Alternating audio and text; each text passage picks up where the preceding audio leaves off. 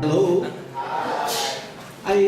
Whenever I give a presentation, I always ask this question, and this question is always being answered in different conferences or youth camp.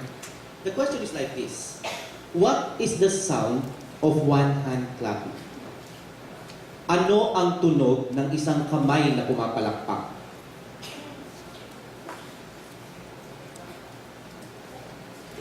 Sound of what?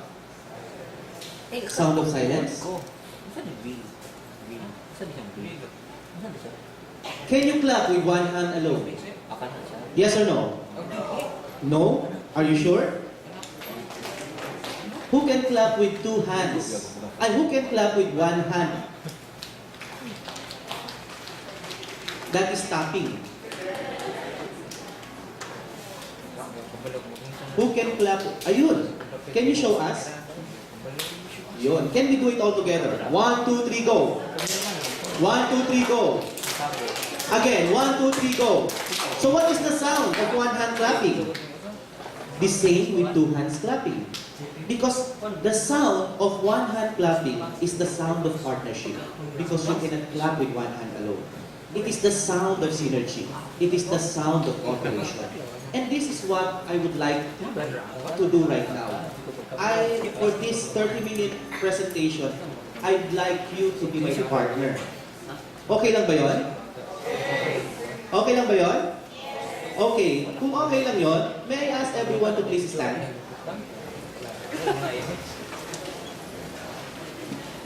Okay? And then face this wall.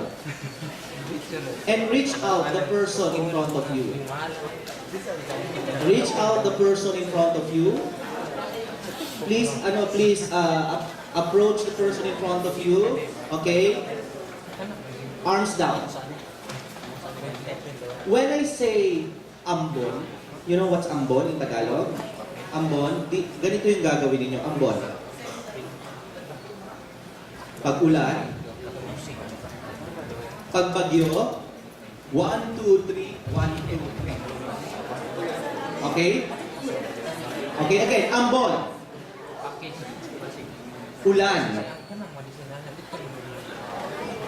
Bagyo. Okay. It's like this. Okay? Again. Again. Arms forward. Umaambon. Ang ambon ay pumunta sa ulo. Naging bagyo. 1, 2, 3. 1, 2, 3. Bumaba ang ambon sa leeg. Pababa ng pababa ang ambon. Naging ulan. Naging ulan. Naging ambon sa tagiliran.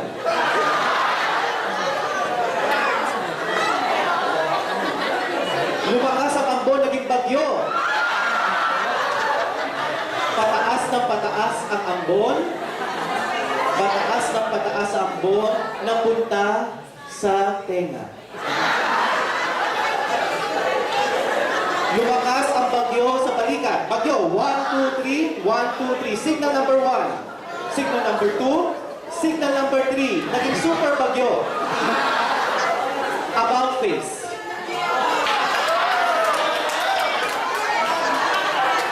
About face. Nagsimula ang ambon sa baba. Taas ng puwet.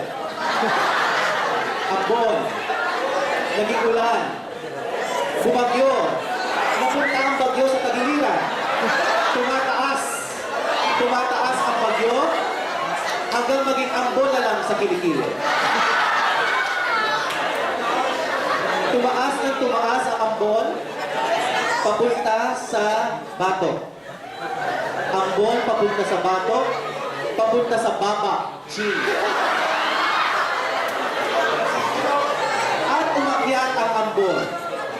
Umakyat ang ambon sa sintito. Naging bagyo. Signal number 1. Signal number 2. Naging super typhoon. Okay, thank you very much. Talagang nasa na bawang isa.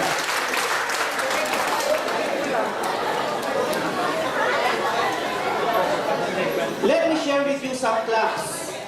Pag sinabi kong type, Pag sinabi kong type A clap, ganito. Para magising naman tayo, medyo malamig dito sa ano eh. Type A. Okay, type A. Type B. Kalahati lang. Type B. Type C. Type C. Okay. Titanic clap. Ano yung Titanic clap? Ano sinabi ni Rose nung nalulunod na si ano Jack? Jack, come back. Okay? Come back. Okay? Titanic clap. Come back. Merong konting damdamin. Titanic clap. Sabi ni Mama, okay, barber's clap, barbero. Paano yung barber's clap? Barber's clap is like this. Naglalagay ng powder. Woo! Barber's clap. 1, 2, 3, go. Woo! Okay. Ano pa ba yung ano? Rain clap. Rain clap. 1, 2, 3, go.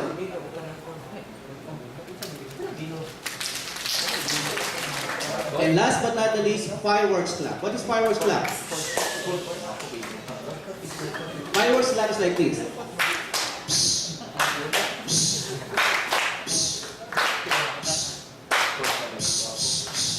Boom. Okay? Fireworks clap. 1, 2, 3, go.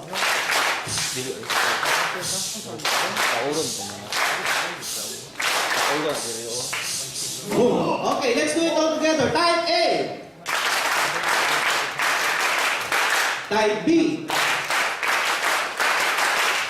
Type C. Chicken. Titanic clap. Barber's clap. Woo. Rain clap. And fireworks clap.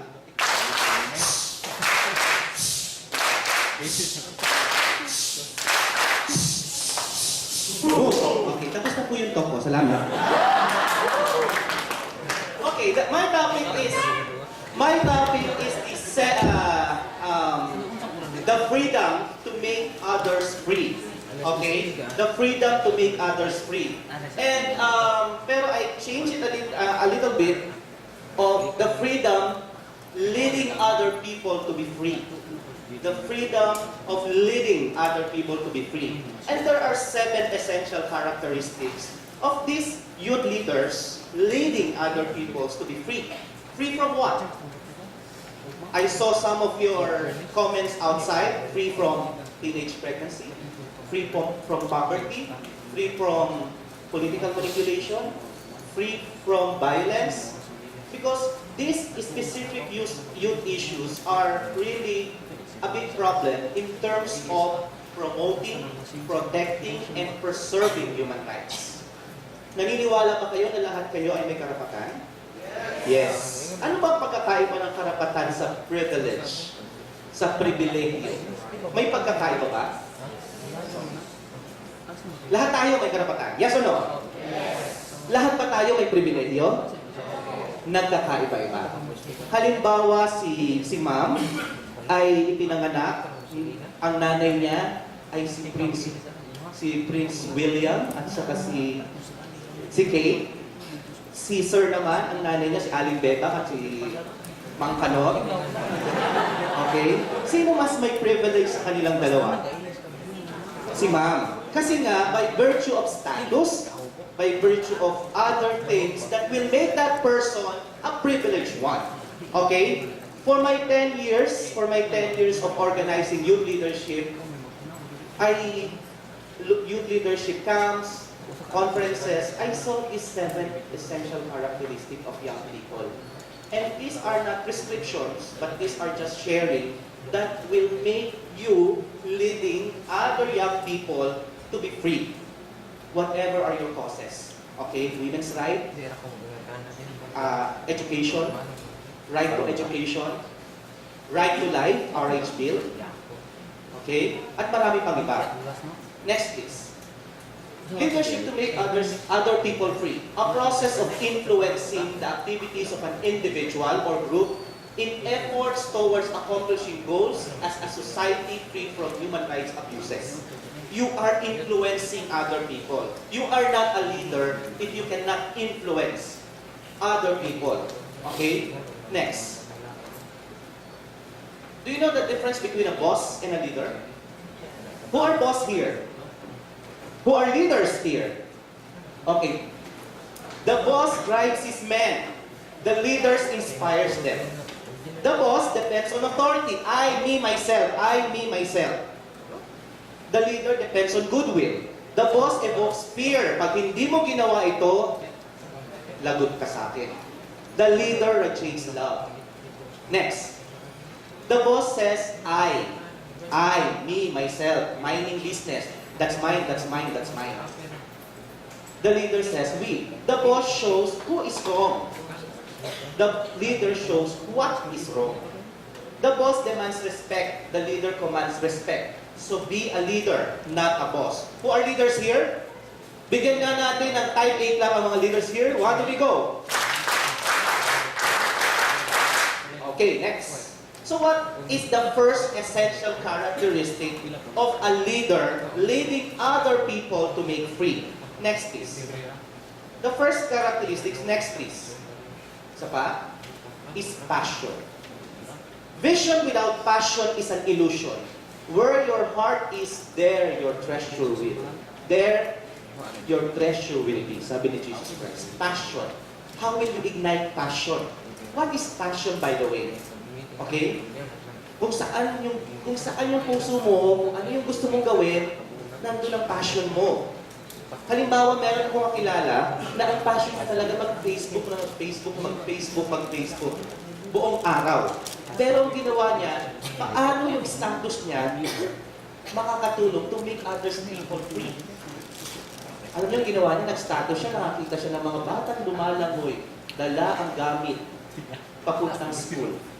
Sabi niya, how can I make these people, these young people, free from swimming, going to school, from one island to another island? Nag-status siya, maraming discussion, nag-trending, hanggang sa makakolekta siya ng 78,000 just to buy one boat. At doon nagsimula ang Yellow Boat of Hope in Zamboanga City. Meron naman isa, ang passion niya ay yabang. Sino mayabang dito? Mahilig magyabang. Okay? Mayabang itong isang tao ito. Pero, alam niyo ang ginawa niya? Yung yabang na yun, ay tinranslate niya, naghanap siya ng mga yabang na maipagmamalaki ng isang Pilipino. At doon nabuo ang Yabang Pinoy Movement. Okay? What is your passion? Si Efren Peña Florida, ang passion niya ano? To help those gangs learn where they are. Nakuha niyo, hindi mo kukunin yung mga gangs out of school yun papunta sa school. Mag-drop out lang yan. Kung nasan sila, doon mo tulungan. Where your heart is, there your treasure will be. Okay? I'm a teacher at the Philippine Normal University. My passion is teaching. And I always get my passion. I always ignite my passion through my students. And I ask my students, sa palagay mo, what is a good teacher? At ito yung sinabi ng mga estudyante ko. Next, please. What makes a good teacher?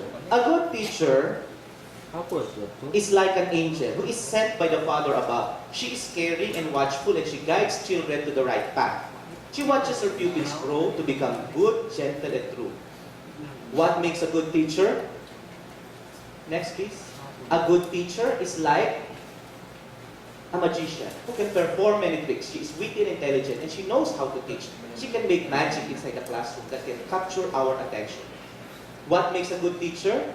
An angel, a magician, a good mother who knows what's the best for her children. She is patient, kind, loving, and understanding. She makes her lessons interesting, telling us enjoyable stories that help us become good children. What makes a good teacher?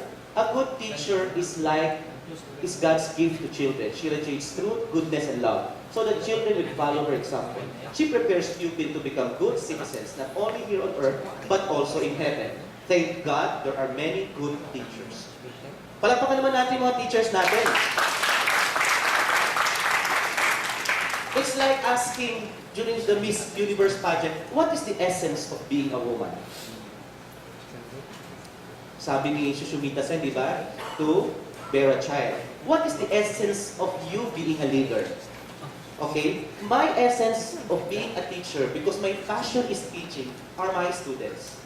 What is your essence as a student leader, as the president of student council, as the SK chairman? You have to ask your constituency. You have to ask those people around you what makes a good leader. And that will ignite passion. Okay? Meron akong isang kilala, ang gusto lang niya talaga mag-bike sa buong buhay niya. Wala, papasok sa school, pagdating sa trabaho, puro pawis siya. So ang ginawa niya, pinag niya yung buong Pilipinas to raise 1 million pesos for the students who are in need. At yun po si Gio Paulo Escobar. Siya yung very famous na binight niya buong Pilipinas. Kasama niya yung kasama niya sa Galas ng Plasma.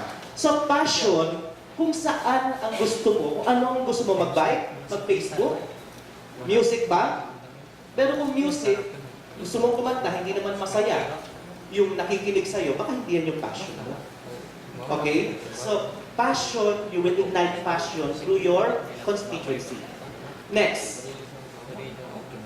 Next, please. Second is, next please, connection. Failure to connect is failure to lead. Leaders touch a heart before they ask for a hand. Number 1 is passion. Number 2, connection. Next, please.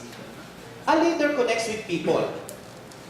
Connecting is asking people to travel with you for your and their mutual benefit. Why will I help you as a leader? Ako, president ako ng student council. Why will I help you? Magkaiba tayong partido. Bakit kita tutulungan? You have to connect with other young people, with other parties. Is asking people to travel with you because you have your shared goal. Next, please. Kapag kaming mga teacher ay medyo may tinatawag na teaching fatigue. Meron din tinatawag na leadership fatigue. Ano yung leadership fatigue? Na hindi ka na nakakapasok sa sa school mo, sa classes mo. Okay? Marami kang bagsak. Attend ka ng mga conferences. Ikaw pa ang sinisisi ng administration. Ikaw pa yung sinisisi ng mga kapartido mo. Na-experience ba yun? Yun yung tinatawag na leadership fatigue. Okay? Anong gagawin nyo kapag nag-overlap na, naapektuhan ng academics mo? Anong gagawin mo? You have to ask yourself, why am I still here? Why am I still leading? Is it worth it? I am a student leader. You are student first before a leader. Yung iba, I am a leader student.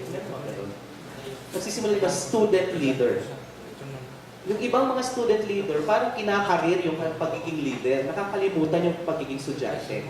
Okay?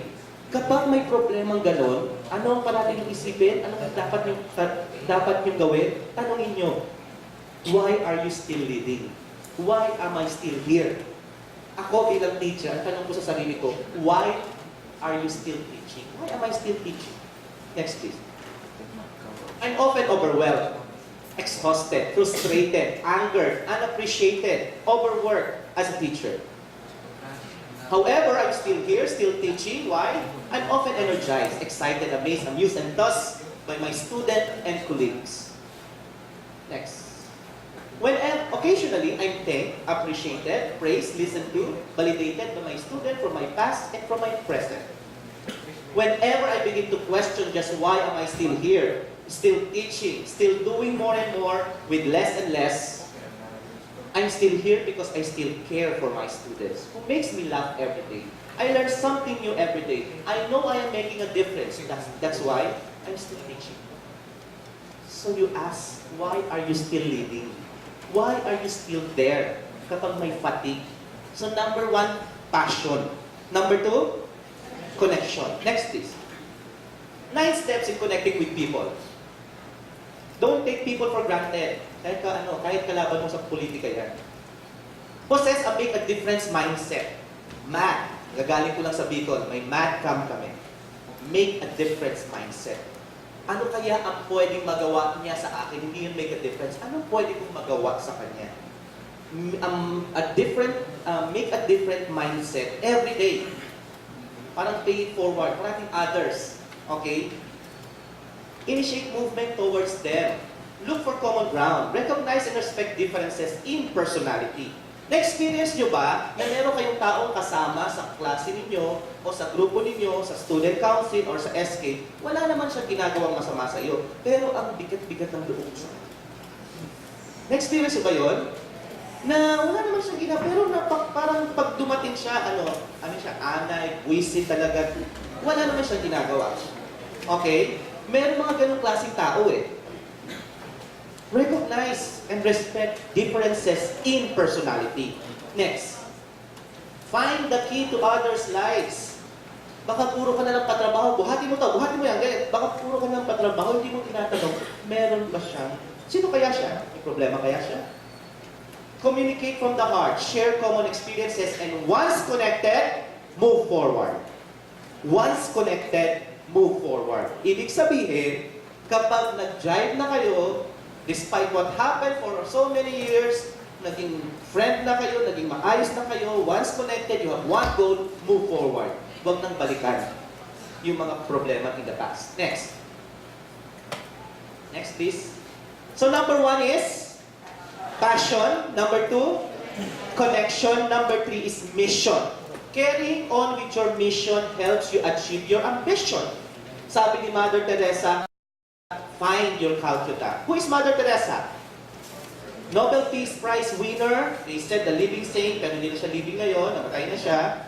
Pero Mother Teresa spent her life, the whole life in Calcutta, living, providing care to the sick. May mga leprosy, to the poor, underprivileged. The whole life. My question to you is, what is your Calcutta? Did you find already your Calcutta?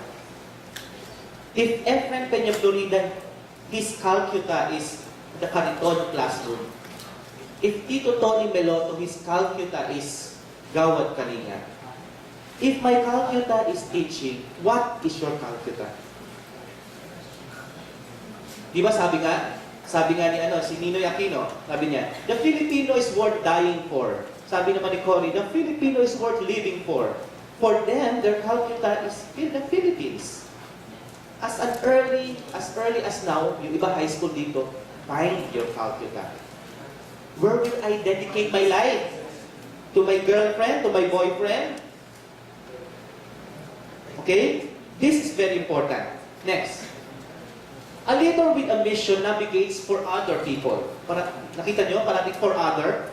For other. A navigator identifies the destination. Saan ba tayo pupunta? Plots the course. Think ahead. Makes course correction. Stay with the people.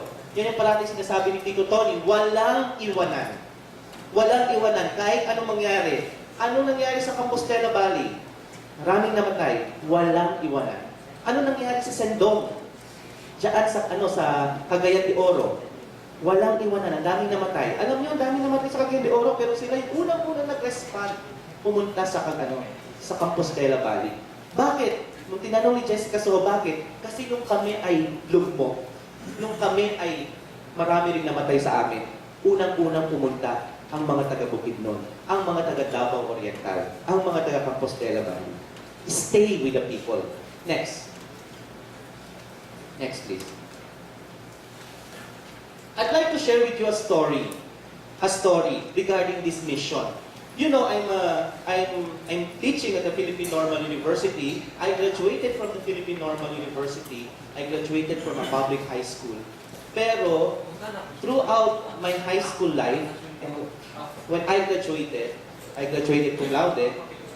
I graduated the highest award, outstanding student in my university. But throughout those leadership life, scholastic life, my mission is my Calcutta during that time is to go to America. To go to America to uplift my condition in life, to uplift my mother, my family. Because during those early days, ang sinasabi ko sa sarili ko, napuusa sa akin na kapag napunta ako sa Amerika, magti-TNT na ako. At pag alam TNT? Tago ng tago. At ma-uplift ko. Yun yung para sa akin, very weird, pero para sa akin, para yumaman ka, punta ka na Amerika during that time. And true enough, in 2001, next please, in 2001, I was invited to go to the US, sa United Nations. I was invited to share, to present a paper, the role of youth volunteers in the promotion of cultural peace in the Asia-Pacific region. 3 days lang yon, 2001. Sabi ko, yes! Nakagraduate na ako noon, nagkatrabaho na ako noon. Hindi pa rin nawala sa akin na pupunta ng Amerika. And true enough, nakapunta ako, sabi ko, mag-stay na ako dito. But that was 2001. Next, please. And this is what happened. 2001, I was invited September 10, 2001. Merong isang janitress sa United Nations, sabi niya ganun sa akin, kabayan, I'm very, very proud of you kasi ikaw lang ang Filipino na magsasalita ngayon sa United Nations. Sabi niya gano'n. Sabi ko, ano bang ginagawa ko dito? Sabi niya, janitress ako dito sa United Nations. Magkano sweldo mo? Sabi niya gano'n. Ano ba qualification? Sabi niya, hindi, teacher ako eh. Nakagraduate ako ng teaching, ng education. Pero nag-janitress ako, ang kinikita ko, half day lang, 5 days, 50,000. Wow. Eh, ano ginagawa mo in the afternoon? Janitress din ako. Sa World Trade Center. Magkano kita mo? 50,000 din pesos. During that time, 2000. So, 100,000 ang kita niya. Sa hapon, sa umaga, sa World Trade Center, sa hapon, sa UN. The following day, ang schedule niya, September 11, ang schedule niya ay umaga sa World Trade Center. Sabi niya, meron ka bang gagawin tomorrow? Sabi ko, wala. Kung wala kang gagawin, we will go, punta tayo sa World Trade Center, doon sa pinakatuktok para makita mo yung New York. Sabi ko, libre ba yan? Kakayan. Sabi ko, libre ito, magkita tayo ng 8:30. So, nagkita kami, papunta na ako ng World Trade Center the following day, September 11, 2001. Paglabas ko ng dapat sa World Trade Center Station, nasa subway. Alam niyo naman, di ba yun, sa subway, sa ilalim. Paglabas ko, hindi ako lumabas sa World Trade Center Station. Hindi ko alam kung ano nangyari. Parang one station away. Pagtingin ko, tumama na yung first tower. Tapos sabi ko, ay, parang shooting. So what I did is to get my camera and to take some picture. Wala sa notion ko kung ano nangyayari. Take some pictures. Okay, tapos hanggang sa bumagsak na yung second tower, yung first tower, ito yung picture ko. Binili ito ng Time Magazine. Itong picture na to, $750 during that time. Okay? Anyway, I still have 78 shots. Okay? Pero pangalan na ito nung photographer ng Time Magazine. Kunyari, kasi binili niya na eh. Okay? Tapos, what happened was, wala. It was a total chaos. And then, I realized during the time na totoo na to, pero lahat ng mukhang terorista, lahat ng hindi puti, lahat ng kinordon na. Ibig sabihin ng kinordon, nandun lang kami, hindi na kami pinaalis. At totoo na pag sinabing 911, in just 3 minutes, yung mga fireman, nakaakyat na agad sa World Trade Center. Kaya yung 300 firemen ay talagang namatay doon sa World Trade Center. Kasi nga, mabilis yung pag-respond nila. Okay? So, next please. After 10 days, nagkita kami nitong janitress. Ito si Ali Marie. Next please. Yan. After 10 days, nagkita kami at iyak siya ng iyak. Bakit siya iyak ng iyak? Iyak siya ng iyak because sabi niya, alam mo kung hindi tayo magkikita during that time, nasa 87th floor ako. Hinihintay kita sa baba ng 8 o'clock. Pero hindi tayo makikita, nandun ako sa 87th floor. At tumama yung first plane. So, So, iyak siya ng iyak, tapos talagang, so during that time, I was telling myself, for all my life, I've been wanting to go to America as my mission. To uplift my family, to uplift everything. But now na nandito na ako sa Amerika, ito naman yung na-experience ko. I think God was telling me another thing, that this is not my mission. It was a leadership moment on my part, na siguro, meron pa akong dapat gawin. After 10 days, I got my plane and went back to Manila and to teach. Next please. Next please. So these are, ito na yung pagbagsak. Magmang tower. Next please. So, halos lahat kami may ash, yung mga tumatakbo. Next please. Yan. Next. Shock lahat. Next please. So, yun yung how will you ignite passion? How will you connect? What is your mission? What is your mission? For me, masyadong dramatic. Na-develop ko yung mission ko of teaching and developing young youth leaders through this particular event in my life. Next. Kung hindi mo ma-develop ang mission mo, ang sabi ni Mother Teresa, it doesn't matter. Next. The man is unreasonable, illogical, and egocentric. It doesn't matter. Love him. If you do good, they attribute it to your ego. It doesn't matter. Do the good. If you realize your objectives, you find that you have false friends and true enemies. It doesn't matter. Realize them. Next. The good you do today is forgotten tomorrow. It doesn't matter. Do the good. Honesty and sincerity make you vulnerable. It doesn't matter. Be frank and honest. That which you have constructed in a year is destroyed in a moment. It doesn't matter. Construct.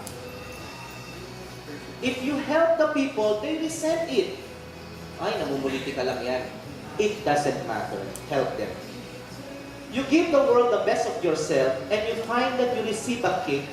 It doesn't matter. Give the best of yourself. So kung hindi kayo makagraduate, what is the answer?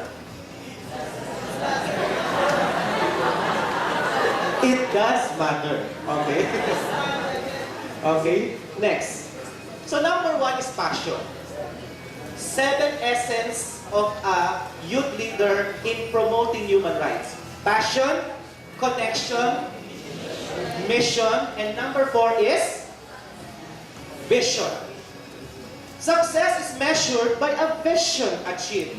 We've been all the way to the moon and go back, but have trouble crossing the street to meet the new neighbor.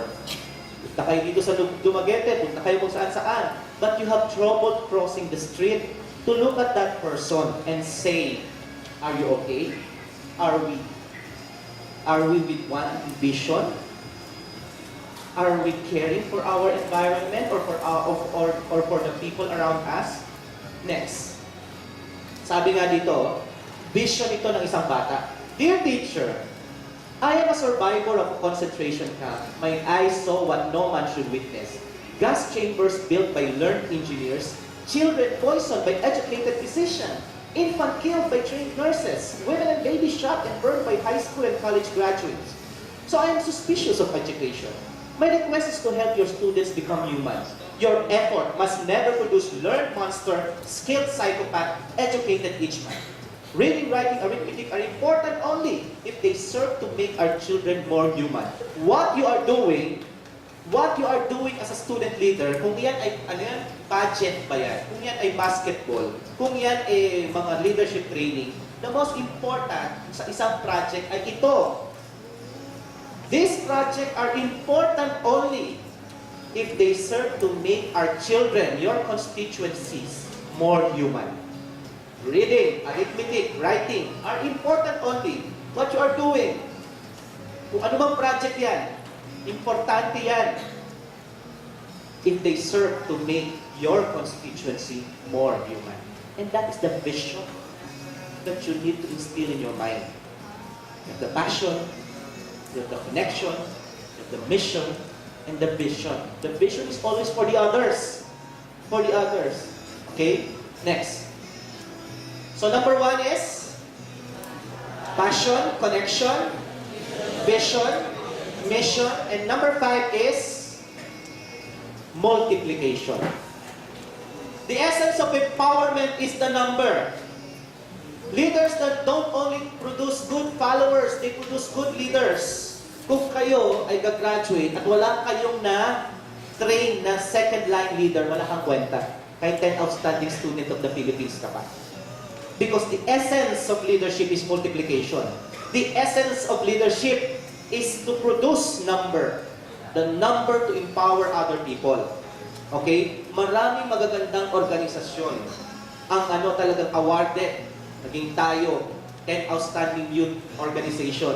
Yung mga leaders nila, cum laude. Yung mga leaders nila, napakagagaling. Graduate. Patay ang organization. Kasi, umalis na eh.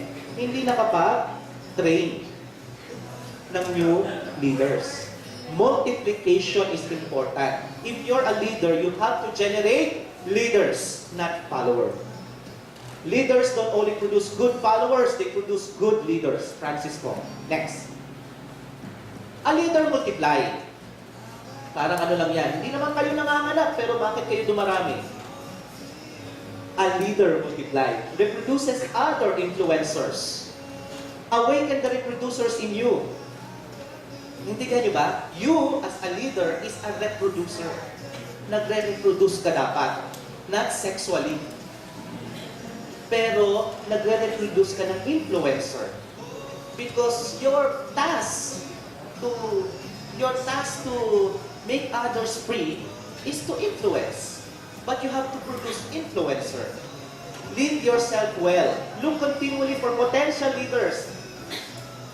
10 taon na ako nagsasalita ng ganito. 10 taon na ako nag-organize ng conferences. Pero sa bawat conference na pinupuntahan ko, lalo na pag open forum, lalo na kapag nagpapakilala, nandun lang ako sa tabi, nag-i-spot ako ng leaders. Nag-i-spot ako ng leaders na baka pwedeng ma-organize, na pwedeng ma-train.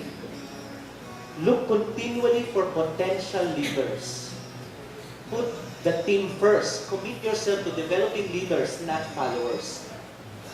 Next. Sabi nga today, the title is today. We are guilty of so many errors and many faults, but our worst crime is abandoning the children, neglecting the fountain of life. Many of the things we need can wait. The child cannot. Right now is the time. His blood is being made, and his senses are being developed. To him we cannot answer tomorrow. His name is today. For you to reproduce, yung kayo na bilang leader, kinakailangan makapag-reproduce kayo ng influencers. To him we cannot answer tomorrow. Producing good leaders, producing good influencers, we cannot answer tomorrow. Hindi na natin pwedeng ipagpabukas pa.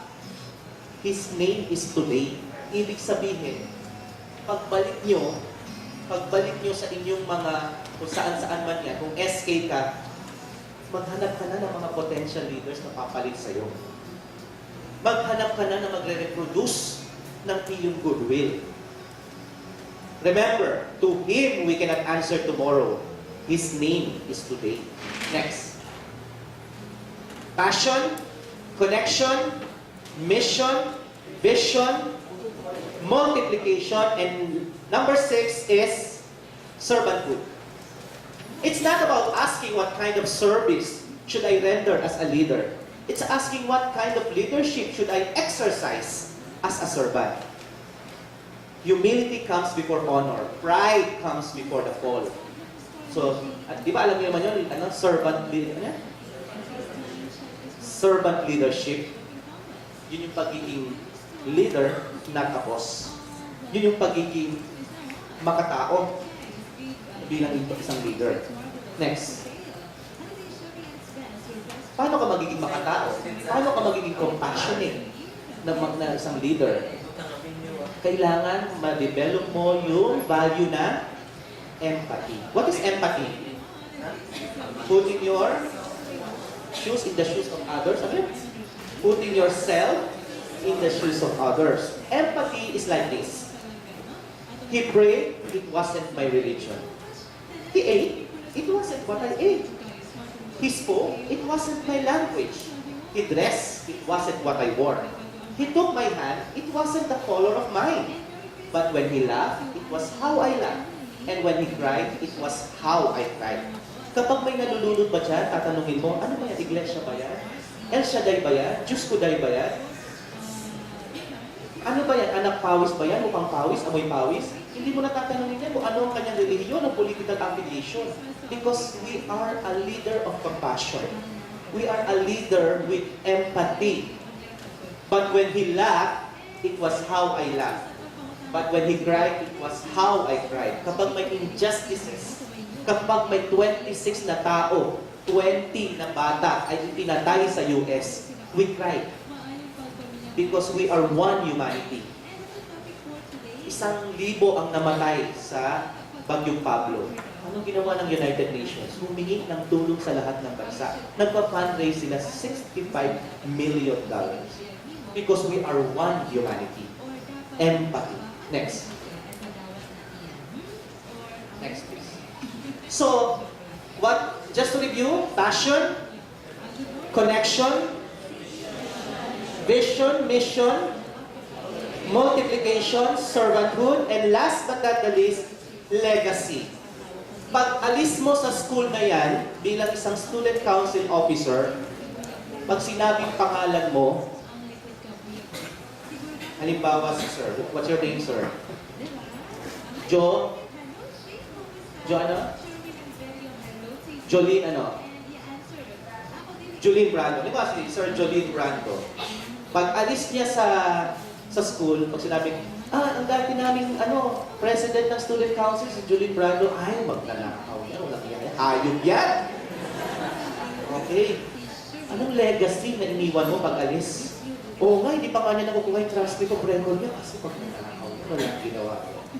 Pero pag sinabi, si Jolene Brando, yan yung dati naming president sa student council. Ay, magaling yan. Siya ang kauna-unang presidente ng student council na bumababa sa lahat ng colleges for consultation. In-institutionalize na yung consultation process para wala ng rally dito sa university.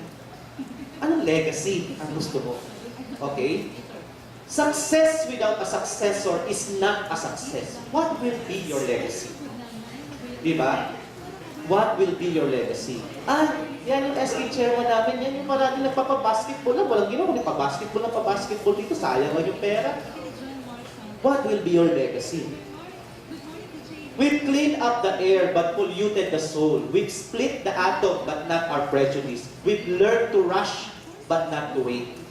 You know, sinabi ko kanina, for 10 years, nag-organize kami ng mga seminars, conferences from different organizations, from different NGOs. 2 years ago, I co-founded an association, yung sinabi kanina, the National Association of UNESCO Clubs in the Philippines. So now we are accrediting clubs, organization, SK, formal and non-formal organization in pursuit of UNESCO goal. My passion right now is to train young people for nation building and also for international capacity building. At yun ang ginagawa namin sa UNESCO Club.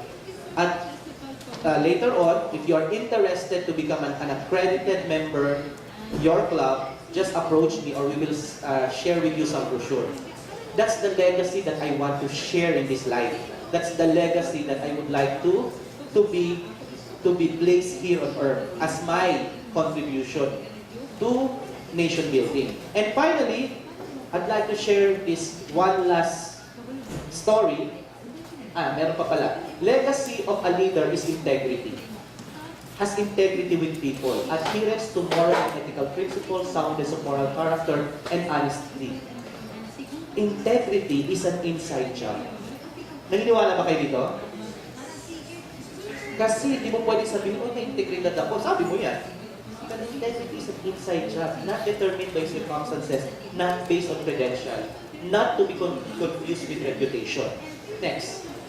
Become a person of integrity. Commit yourselves to honesty, reliability, confidentiality. Ito, pinaka-importante, letter B. Decide ahead of time that you don't have a price. Lalo na kapag ikaw ay nasa government, government offices. From the very start, before you accept that position, decide that you do not have a price. Major in the minor things. Each day, do what you should do before what you want to do. And finally, I'd like to share this story. Kalimutan nyo na lahat ng quotation na shinare ko sa inyo. Ito lang, tandaan nyo. Pag natandaan nyo to, okay na yung talk ko. When I was young and free, and my imagination had no limits, I dreamed of changing the world. Next. As I grew older and wiser, I discovered the world would not change. So I shortened my sights somewhat and decided to change only my country. Next. But it too seemed immovable. As I grew into my twilight years, in one last desperate attempt, I settled for changing only my family, those closer to me. But alas, they would have not. As now as I lie on my deathbed, I suddenly realized if I had only changed myself first, then by example, I would have changed my family. From their inspiration and encouragement, I would then have been able to better my country. And who knows, I may have even changed the world. Maraming salamat at magandang umaga.